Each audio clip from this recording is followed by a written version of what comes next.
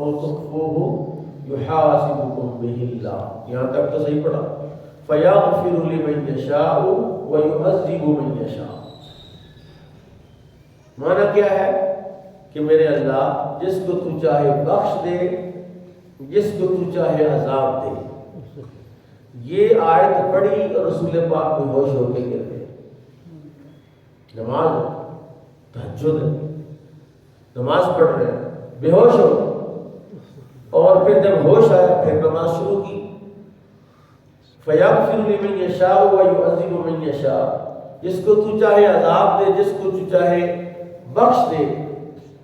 بارگاہ رب العزت میں عرض کی، آپ کے علم میں ہونا چاہیے کہ نفلی نماز کے اندر اگر کوئی آیت عذاب آئے یا آیت رحمت آئے تو اس کے اندر دعا کرنے کی اجازت ہے دوران قرات. یعنی آپ نماز پڑھ رہے ہیں، نماز کے دوران آیت رحمت آ گئی یا آیت عذاب آ گئی، یہ فَيَغْفِرُ لِمَن يَشَاءُ وَيُعَذِّبُ مَن يَشَاءُ آیا نا، تو حضور نے اللہ تعالیٰ کی بارگاہ میں عرض کیا، میرے مالک میرا بھائی عیسیٰ تھا، اس نے تو تمہیں یہ کہا ان تعذبهم فإنهم عبادك وإن تغفر لهم فإنك أنت العزيز الحكيم. اگر تو ان کو بخش دے، اگر تو ان کو عذاب دے، یہ تیرے بندے ہیں، اور اگر تو ان کو بخش دے تو تو غالب ہے، حکمت والا ہے. میرے مالک میں یہ نہیں کہتا کہ تو ان کو چاہے عذاب دے چاہے ان کو بخش دے، میں کہتا ہوں ان کو بخش دے، ان کو عذاب نہ دے، ان کو بخش دے. جی نبی پاک صلی اللہ علیہ وسلم کی مالک تیرا بندہ نوح تھا جو کہتا تھا انک انتظرہم یضلوا عبادک ولا یلد الا فاجرا کفارا. اگر تو نے ان کو زندہ چھوڑا تو یہ تو گمراہ کریں گے تیرے بندوں، اور کوئی کافر اور کوئی فاجر ہی پیدا کریں گے. مالک میں یہ کہتا ہوں کہ طائف والوں نے مجھے پتھر مارے ہیں تو میں دعا کرتا ہوں تیری بارگاہ میں ان کو ہدایت عطا فرما، ان کی آنے والی نسلوں میں اسلام کو جاری و ساری فرما، ان کی آنے والی نسلوں میں جو ہے وہ اپنے عبادت کرنے والے بندے پیدا فرما. جی تو اللہ تعالیٰ نے حضرت نوح علیہ السلام کے لیے یہ امر فرمایا. آپ سنیے ذرا اللہ تعالیٰ نے کیا فرمایا، فَقُلْتُ اسْتَغْفِرُوا رَبَّكُمْ إِنَّهُ كَانَ غَفَّارًا. اے نوح اس قوم کو کیا استغفروا ربکم، اپنے رب سے معافی مانگو، اپنے رب سے. انہ کان غفارا، تمہارا رب معاف کرنے والا ہے. پھر فرمایا تم ان کو لالچ دے، ان کو پیکج دے، ان کو ابھار اس بات پر، ان کو راغب کر. یرسل السماء علیکم مدرارا، کہ اگر تم اللہ تعالیٰ کی بارگاہ میں استغفار کرو گے اللہ موسلا دار بارشیں عطا فرمائے گا. یعنی قحط سالی ہے، بارشیں نہیں ہو رہی یا بارشیں بہت زیادہ ہو گئی ہیں، سیم ہی ہو گئی ہر طرف، پانی پانی ہو گیا ہے، دونوں کا حل کیا ہے؟ اپنے رب سے استغفار کرو. استغفار ایک ایسا عمل ہے جس سے تنگ دستی ختم ہوتی ہے. استغفار ایک ایسا عمل ہے جس سے بیماری ختم ہوتی ہے. استغفار ایک ایسا عمل ہے جس سے بے اولاد کو اولاد ملتی ہے. استغفار ایک ایسا عمل ہے جس سے امن کی نعمت اللہ عطا فرماتا ہے. استغفار ایک ایسی دولت ہے کہ اگر ساری بستی ساری قوم گناہ میں مصروف اور مشغول ہو، صرف ایک بندہ اپنے رب سے معافی مانگ رہا ہو تو اللہ کہتا ہے اس ایک بندے کی بخشش کی وجہ سے میں سب پر عذاب نازل نہیں فرماتا. ما کان اللہ معذبہم وہم یستغفرون. اللہ عذاب نہیں دیتا اس قوم کو جو استغفار کرتی ہے. تو وہ قوم جس کے لیے اللہ نے پورے 10 دن رکھے ہو کہ تم جیسے تیسے بھی ہو میری بارگاہ میں معافی مانگ لو میں تجھے معاف فرما دوں. یہ آج 5واں دن، 4 دن گزر گئے اور استغفار کی کیفیت کیا ہے، استغفار کی حیثیت کیا ہے. ذرا نبی کریم صلی اللہ علیہ وسلم نے ارشاد فرمایا ایک بندہ ارض فلات یعنی صحرا کے اندر سفر کر رہا ہے، ایک سواری ہے اس کے پاس، اس سواری میں جو اس کا کجاوا ہے، جو وانا ہے، جس کے اوپر وہ بیٹھ کے جا رہا، اونٹ ہے، اونٹ کے اوپر وانا ہے، کجاوا ہے، کجاوے میں وہ بیٹھا ہوا ہے، اس میں پانی بھی ہے، اس میں خوراک بھی ہے، اس میں اس کی ضروریات زندگی کی تمام چیزیں ہیں۔ تو وہ گزر رہا، دوپہر کا وقت آیا۔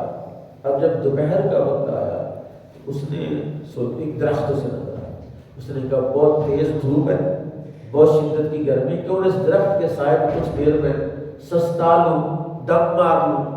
اس نے اونٹ کو بٹھایا اور خود اس درخت کے سائے میں سو گیا۔ جب سو گیا کچھ دیر کے بعد اس کی آنکھ کھلی تو اس کی سواری غائب۔ تا حد نظر کوئی شے، نہ رستہ، نہ آبادی، نہ کوئی آبادی کے آثار کا کوئی پانی۔ اب ظاہر ہے مشرق مغرب شمال جنوب شاہی کوئی نہیں ہے، اونٹ بھی غائب ہے، اور اس کو ڈھونڈنے کے لیے نکلے گا تو مر جائے گا پیاسا۔ بڑا پریشان ہوا، بڑا مایوس ہوا، اور بڑی کوشش کی تو کیا کرے، واپس مایوس ہو کے لیٹ گیا کہ اب تو میں مر ہی سکتا ہوں، سواری غائب ہو گئی، اس صحرا سے میں کیسے نکل سکتا ہوں، گرمی کی بھی شدت ہے، چند قدم چلوں گا تو پیاس لگے گی، تو پانی تو ہے نہیں، پیاسا مروں گا۔ حضور صلی اللہ علیہ وسلم فرماتے ہیں وہ سو گیا، پھر اسے نیند آئی۔ اچانک کچھ دیر کے بعد اس کی آنکھ کھلی، اس کی سواری واپس آ کے وہیں پر بیٹھی ہوئی۔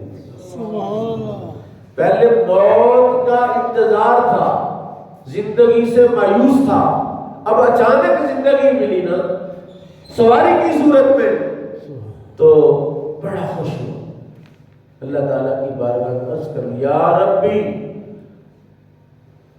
انت عبدی وانا ربک، یعنی خوشی کا یہ عالم تھا کہ اس کی زبان سے کیا نکل رہا اسے ادراک ہی نہ رہا، اسے پتہ ہی نہ چلا کہ میں نے کہنا ہے یا ربی انت ربی وانا عبدک، تو میرا رب ہے میں تیرا بندہ ہوں۔ کہنے لگا یا اللہ تو میرا بندہ ہے میں تیرا رب ہوں، خوشی میں بھول ہی گیا کہ مجھے کیا کہنا ہے۔ فرمایا رسول اللہ صلی اللہ علیہ وسلم نے جتنی خوشی اس شخص کو دوبارہ سواری کے ملنے پر ہوئی ہے، اور اس کی زبان سے اس خوشی میں ایسا کلمہ نکلا ہے جو بے معنی تھا، اس سے 70 گنا زیادہ خوشی رب کو ہوتی ہے جب اس کا بندہ اس کی بارگاہ میں معافی مانگتا ہے۔ تو اللہ اپنے بندے کی معافی کو پسند کرتا، چاہے جائے کہ اس کو 10 دن دیے جائیں، اپنے صغیرہ گناہ، اپنے کبیرہ گناہ، اپنے وہ گناہ جو اسے معلوم ہیں، وہ گناہ اسے جو معلوم نہیں ہے، وہ سارے گناہوں کی معافی مانگ سکتا ہے۔ اور پھر معافی پر فائدہ کیا ہے؟ فَقُلْتُ اسْتَغْفِرُوا رَبَّكُمْ إِنَّهُ كَانَ غَفَّارًا۔ حضرت نوح نے یہ پیکیج دیا تھا کہ اگر تم استغفار کرو کہ اللہ تم پر موسلا دار بارش نازل فرمائے گا، وَيُمْدِدْكُم بِأَمْوَالٍ وَبَنِينَ، اللہ تعالیٰ تم کو بیٹے بھی دے گا اور تمہیں مال بھی عطا فرمائے گا، وَيَجْعَلْ لَكُمْ جَنَّاتٍ وَيَجْعَلْ لَكُمْ أَنْهَارًا، اللہ تعالیٰ تمہارے لیے نہریں بھی جاری کرے گا، اور اللہ تعالیٰ تمہارے لیے باغات بھی جاری فرما دے گا، باغات بھی پیدا فرما دے گا۔ یعنی اس عشرہ میں ہمیں کثرت سے استغفار کرنی، اس عشرہ میں ہمیں کوئی اور وظیفہ اور عمل کرنے کی ضرورت نہیں۔ کیا پڑھتے ہیں؟ استغفر اللہ ربی من کل ذنب واتوب الیہ۔ اگر حقیقت استغفار کی ہم بات کریں تو استغفار کا مطلب کیا ہے؟ استغفر اللہ استغفر اللہ استغفر اللہ، کیا مطلب ہے؟ ایک حدیث ہے، رسول اللہ نے ارشاد فرمایا، مشکات کی حدیث ہے دوسری فصل میں، من لازم الاستغفار، جو بندہ استغفار کو لازم کر لیتا ہے، یعنی اپنے اوپر لازم کر لیتا ہے کہ میں نے استغفار ہی کرنا ہے، استغفر اللہ استغفر اللہ استغفر اللہ، کیا ہوگا؟ اللہ تعالیٰ ہر تنگی سے نکلنے کی اسے راہ عطا فرمائے، ہر غم سے اس کو نجات عطا فرمائے، وَيَرْزُقُهُ مِنْ حَيْثُ لَا يَحْتَسِبُ، یعنی استغفار کی وجہ سے اللہ اس کو ایسی جگہ سے رزق دے گا جہاں سے اس کا گمان نہیں۔ آپ سمجھے نہیں بات کہ رزق کے آنے کے جو راہیں آپ کو معلوم ہے، مجھے معلوم ہے کہ فلان جگہ سے تنخواہ ملنی ہے، میری دکان سے مجھے آنا ہے، میرے کاروبار سے مجھے پیسے آنے ہیں۔ اللہ کہتا ہے جو بندہ استغفار کرتا ہے تو استغفار کرنے والے کو میں اس کی ضرورت کے مطابق ایسی جگہ سے رزق دیتا ہوں جہاں سے اس کا گمان نہیں۔ تو اتنی بڑی نوکری ہے، اتنی بڑی نوکری ہے کہ بھئی استغفار کرنے سے اللہ تعالیٰ پوشیدہ رزق عطا فرماتا ہے۔ اور رزق سے مراد یہ لباس ہی نہیں، رزق سے مراد یہ کھانا پینا نہیں ہے، رزق سے مراد علم بھی ہے، رزق سے مراد یہ آنکھوں کی بصارت بھی ہے، کالا موتیا سفید موتیا ہے، بیماریوں سے اس کی آنکھ کو بچاتا ہے۔ رزق سے مراد سماعت بھی ہے، کبھی کسی بڑے بندے سے بات کرے تو آپ کو پتہ چلے کیسے مشکل ہوتا ہے اس کو بات سمجھانا۔ تو کوئی بندہ ادھر خسر کر رہا تھا، کام کھڑے کیا کہہ رہا ہے، اچھا میرے بارے فلاں کے بارے میں۔ اور یہ نعمت ہے کان، یہ زبان نعمت ہے کہ آپ جو کہنا چاہتے ہیں کہہ لیتے ہیں، یہ بھی رزق ہے۔ نہیں تو اس گنگے سے پوچھے جو بڑی محنت کر کے کسی کو کوئی بات سمجھاتا ہے اس کو پھر پلے نہیں پڑتی، تو پتہ نہیں کیا کہا۔ یہ بھی رزق ہے۔ اور یہ جو معدہ صحیح ڈائجسٹ کر رہا ہے آپ کی خوراک کو، یہ بھی نعمت ہے، یہ بھی رزق ہے۔ اور میں آپ کو کیا بتاؤں، ہر وہ نعمت جو اللہ نے آپ کو عطا فرمائی ہے، قرآن کا ایک مزاج ہے، قرآن نے یہ بات سمجھائی ہے۔ حالانکہ قرآن میرے رب کا فرمان ہے، قرآن نے ایسی بات کہی ہے، قرآن نے کہا آتاکم من کل ما سألتموہ، اللہ نے وہ کچھ بھی تمہیں عطا فرمایا جو تم نے مانگا۔ سوچو نا ذرا، آنکھیں مانگی تھی، کان مانگے تھے، یہ جسم مانگا تھا، اس نے بغیر مانگے عطا کیا۔ وَآتَاكُم مِّن كُلِّ مَا سَأَلْتُمُوهُ، فرمایا جو تم نے نہیں مانگا اور تمہاری ضرورت ہی میں نے دیا، اور جو تم نے مانگا وہ بھی دیا۔ بے شمار ایسی نعمتیں ہیں کہ اگر آپ لسٹ بنانا چاہیں کہ میں نے یہ بھی خواہش کی تھی اللہ نے پوری کر دی، یہ بھی خواہش کی تھی پوری کر دی، یہ بھی خواہش کی تھی پوری کر دی۔ فرمایا ان نعمتوں کو اگر تم گننا چاہو تو شمار جو میں نے دی ہوئی ہیں بغیر مانگے دی ان کو نہیں گن سکتے، اور جو مانگی ہوئی ہے وہ بھی میں نے دی ہے ان کو نہیں تم گن سکتے، تو پھر اس کا حل کیا ہے؟ فرمایا ان ساری نعمتوں پر میرا شکر ادا کرو، یہی اس کا حل ہے۔ سبحان اللہ۔ اور استغفار اس کی بہترین صورت ہے، شکر کی، کہ یا اللہ تیری نعمتوں پر ہم تیرا کما حقور شکر تو کر نہیں سکتے، تو مہربانی کا معاملہ فرما، کرم نوازی کا معاملہ فرما، ہماری کوتاہیاں معاف فرما، ہماری کمیاں معاف فرما، ہماری سستیاں معاف فرما۔ اور پھر ایک اور بات جو قرآن نے بیان کی، قرآن کہتا ہے کہ حقیقت شکر کے باب میں کہ جس کو اللہ تعالیٰ نے رزق عطا فرمایا ہے، دولت بھی ہے، مال بھی ہے، مثلا روزے رکھے ہیں آپ نے، صدقہ فطر دینا واجب ہے، اور صدقہ فطر صاحب نصاب پر ہے۔ آپ اگر اللہ کا شکر ادا کرنا تو یہ بھی استغفار ہے، کیونکہ اسی حدیث کو جو میں نے آپ کی خدمت میں پڑھی ہے، اس کو قرآن نے انہی الفاظ کے ساتھ بیان فرمایا۔ قرآن کہتا ہے من یتق اللہ یجعل لہ مخرجا ویرزقہ من حیث لا یحتسب، کہ جو تقوی اختیار کرے گا اللہ کہتا ہے اس کو میں ہر مشکل سے نکلنے کا راستہ دوں گا، اور اس کو ایسی جگہ سے رزق دوں گا جہاں سے اس کا گمان نہیں ہوگا۔ یعنی استغفار اور تقوی دونوں پھر ہم مانا ہے، دونوں مترادف ہے۔ فرمایا تقوی بھی استغفار ہے اور استغفار بھی تقوی ہے، اور فرمایا اللہ تعالیٰ کے نعمتوں کا شکر بھی استغفار ہے۔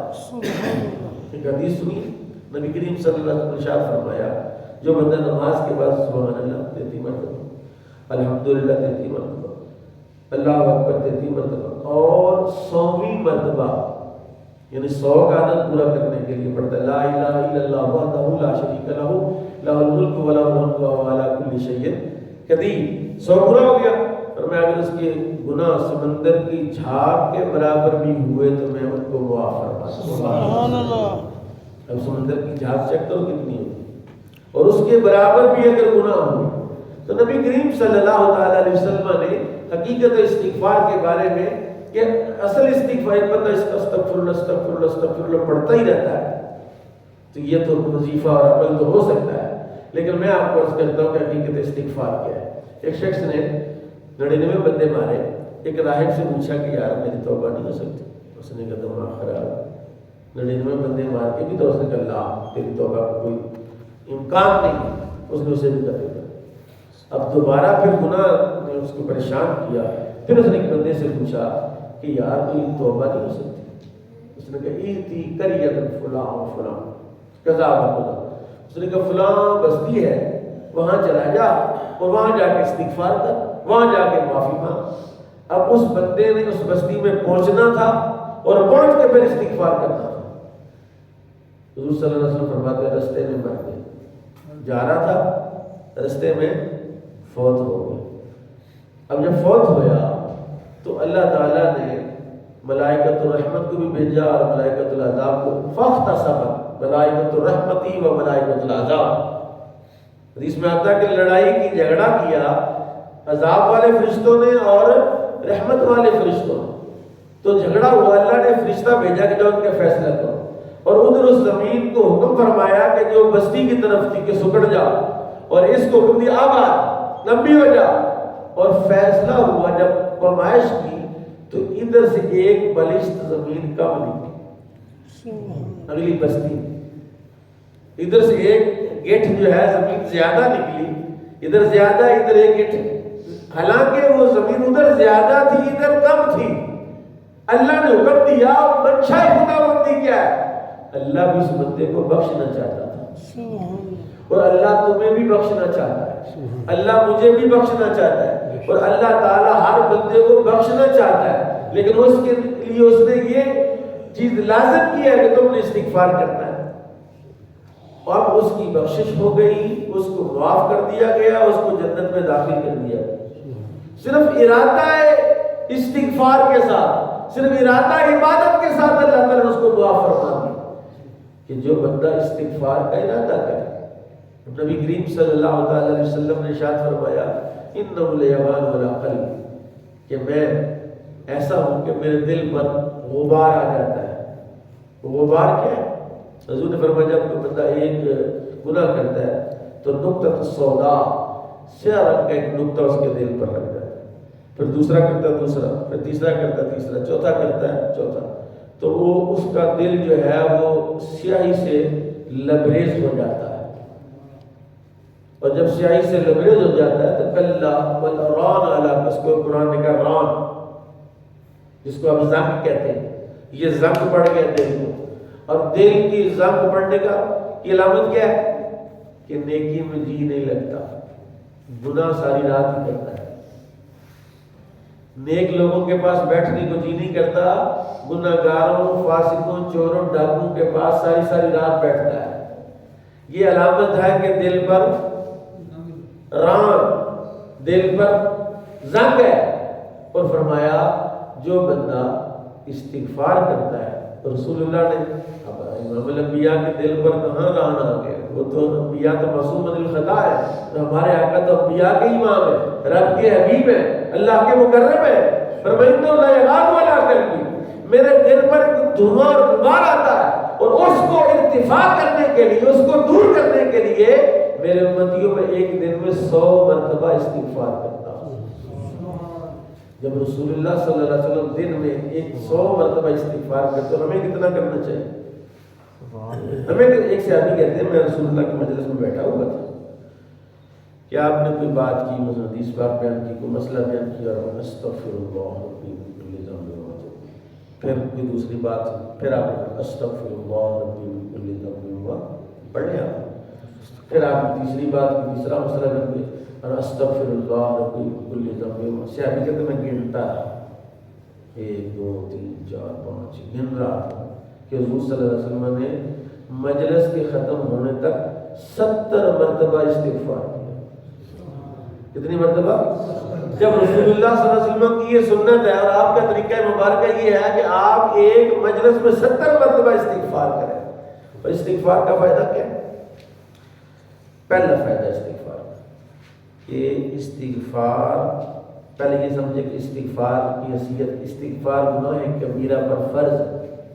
ایک بندہ گناہ کبیرہ کرتا ہے، مثلا نماز نہیں پڑھی، اس نے نماز فرض کی نہیں پڑھی، اب یہ گناہ کبیرہ ہے، اس پر توبہ واجب ہے، اس پر توبہ واجب ہے.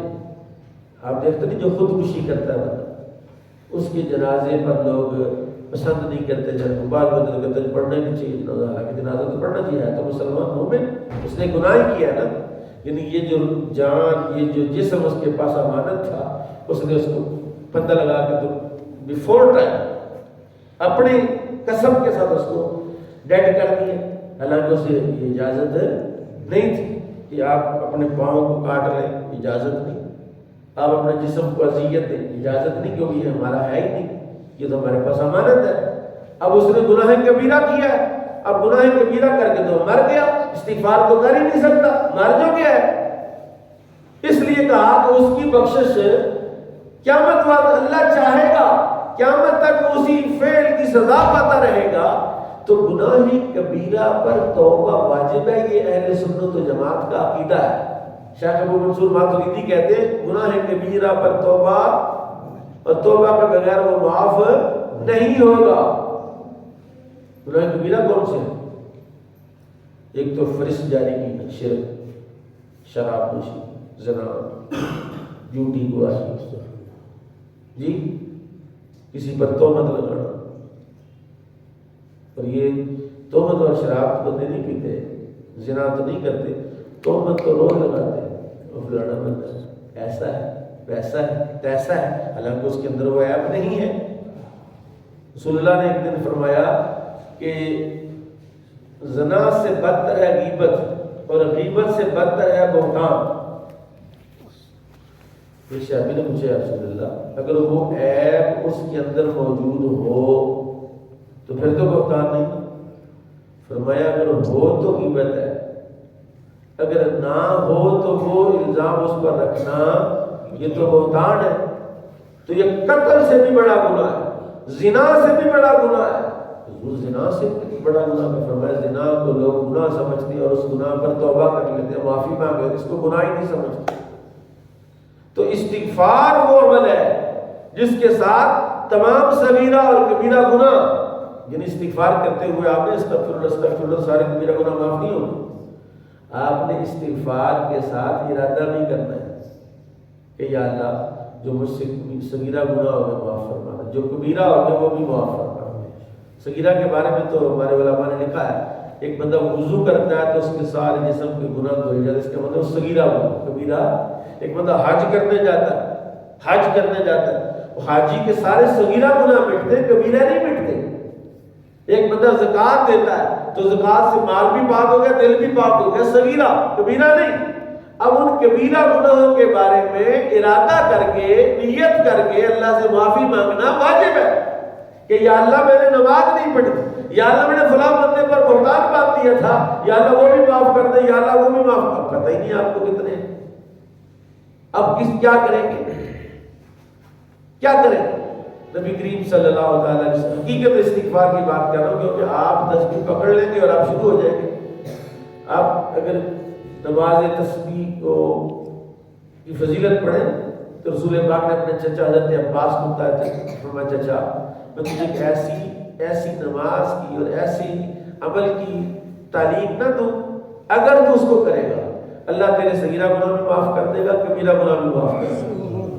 اللہ تیرے وہ گناہ معاف کر دے گا جو تجھے معلوم ہے، اور اللہ تعالیٰ تیرے وہ گناہ بھی معاف کر دے گا جو تجھے معلوم نہیں. اللہ تعالیٰ تیرے وہ گناہ بھی معاف کر دے گا کہ جو تو نے چھپ کر کیے، اور وہ گناہ بھی معاف کر دے گا جو تو نے ظاہر ہو کر کیے. تو حضرت عباس بن عبد المطلب نے عرض کیا ضرور فرمائے. آپ نے فرمایا تم نماز تسبیح پڑھو، نماز تسبیح پڑھو. تو روز پڑھو، روز نہیں پڑھ سکتے تو ہفتے میں ایک بار ضرور پڑھو، ہفتے میں ایک بار نہیں پڑھ سکتے تو مہینے میں ایک بار ضرور پڑھو، مہینے میں ایک بار نہیں پڑھ سکتے تو سال میں ایک بار ضرور پڑھو، سال میں ایک بار نہیں پڑھ سکتے تو پھر زندگی میں ایک بار نماز تسبیح کو ضرور پڑھو. اگر آپ نماز تسبیح پر غور کریں تو آپ کو حقیقت استغفار کی سمجھ آ جائے گی کہ نماز تسبیح میں کیا ہے. اس نماز مسلمان میں ایک ہی فرق ہے، اس نماز میں یعنی نماز تسبیح میں آپ نے پڑھنا ہے 300 مرتبہ پڑھنا ہے سبحان اللہ والحمد للہ ولا الہ الا اللہ واللہ، پڑھیں ذرا، سبحان اللہ والحمد للہ ولا الہ الا اللہ واللہ اکبر ولا حول ولا قوۃ الا باللہ العلی العظیم۔ یہ 300 بار یہ تسبیح پڑھنی ہے۔ تو حضور نے فرمایا اس کی فضیلت یہ ہے کہ یہ سارے تمہارے گناہوں کو معاف کروا دے گا۔ اس کا مطلب ہے استغفار کی حقیقت یہ ہے کہ تم تقوی اختیار کر لو، اللہ تمہارے سارے گناہ کو معاف کروا دے گا۔ متقی ہو جاؤ گے، تقوی اختیار کرو گے۔ پوچھا جا سکتا تقوی شے کیا ہے؟ فرمایا تقوی یہ ہے کہ تم گناہوں کو چھوڑو، گناہوں کو، اور جو گناہوں کو چھوڑے گا لا محالہ وہ نیکی کرے گا۔